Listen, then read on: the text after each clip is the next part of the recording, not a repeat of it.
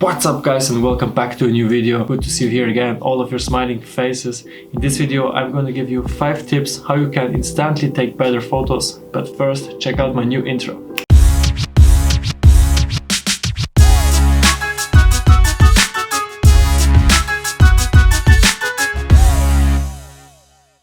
Cool, right? Give a like for the intro. So let's get into it. Number 1, focus. Focus is an important part for the story of your photo. Consider what you're trying to say when you focus on the subject. For example, do you want to show the whole face, the eyes, or only the nose of a face? If you focus on the nose, then the eyes are out of focus. Number 2, angles. If you type in Google search the Golden Gate Bridge, then you might see that there are tons of photos which look similar. The first, the second, the fourth, the fifth look similar, so don't be that guy who shoot the photo. Be that one or that one. Objects looks way better when they are taken from a waist level, so you're at the same perspective of the object. Just think about how can I make this look better.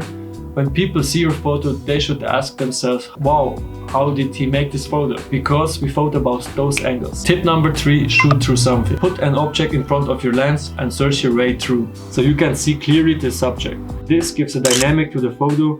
Now look at the difference. Cool, right? Tip number 4, lighting. If you're at home, then move to a window to catch that natural light. Natural light will instantly up your photo game. And if it's already dark outside, so yeah, don't take the photo, wait till tomorrow or wait for the golden hour, better.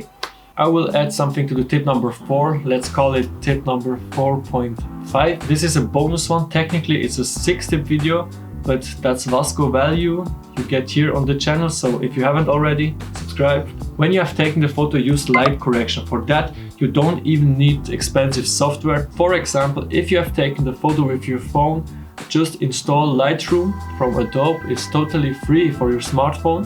And if you have taken the photo with your camera, so then transfer the photo to your mobile phone and you can use the application as well and do your light correction.